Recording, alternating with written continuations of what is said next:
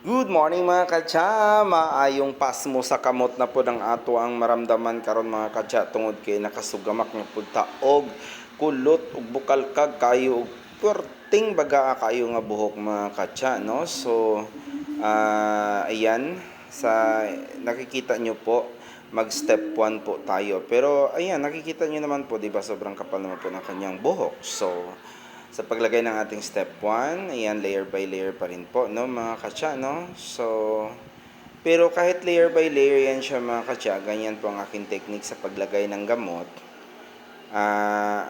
Iniiwasan ko pa rin po yan na magsagad sa scalp mga katsa. Meron pa rin yan siyang half inch mula roots mga katsa. So, ayan, as you can see, tapos na tayo naglagay ng ating step 1 and then tinatansya ko na po kung luto na ba ang buhok ni client o hindi pa.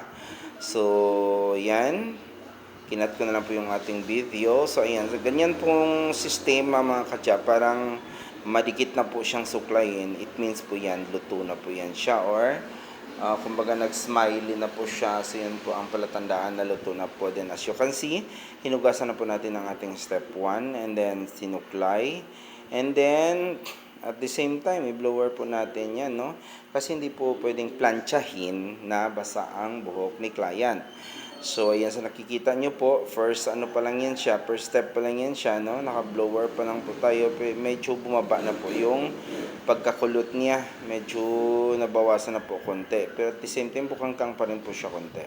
So, ayan na po sa nakikita nyo po, ipa-plancha na po natin ang panipis-nipis ang buhok ni client mga katsa. Ayan, sobrang kapal po talaga ng kanyang buhok as in, grabe. So, yan po ang ating step 1 sa ating A&W Strawberry Hair Rebonding Product. Ayan, sa nakikita nyo po, nagdagdag po ako ng isang plancha. 3 plancha na po yung ginamit ko dyan mga katsa. Kasi hindi kinaya ng 2 iron po. Dapat 3 iron po talaga ang gagamitin natin mga katsa. So, ayan, as you can see, patuloy tayong nagplancha sa ating step A. Panipis-nipis ang ating pagplancha mga katsa. So, yan po ang ating step A. Hindi pa tayo tapos. Mahaba-habang proseso po sa ating step A mga katsa.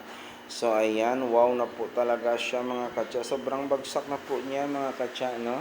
Step A pa lang po yan. Wala pa tayo sa sukdulan or sa tugatog ng ating tagumpay sa pag-aayor ng kanyang buhok mga katsa. So yan po, nasa kabilang side na po ako. Tapos na po yung kabila, no? Yan, nasa kabilang side na po ako mga katsa. So ayan, sobrang ganda po ng hair ni client mga katsa. Hindi pa pala ako tapos sa kabila, no?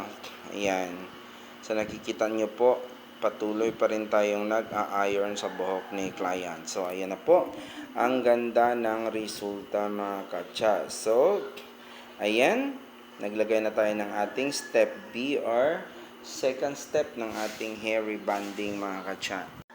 Ayan po ang second step ng ating hair rebonding procedure. So, ayan na po. Nahugasan ko na po na blower at na-plancha ko na po yan. So, hindi ko na po pinakita kasi sobrang haba na po ng ating video. Yan po ang outcome mga katsa. Di ba? Yan po ang after ng ating iron sa step B or sa pangalawang step. O diba, sobrang ganda po mga katsa, no? Ayan na po mga katsa. Ayan. So, thank you client sa tiwala niyo po sa inyong buhok sa akin. Sobrang kapal at successful naman ang ating trabaho mga katsa. So, bye-bye!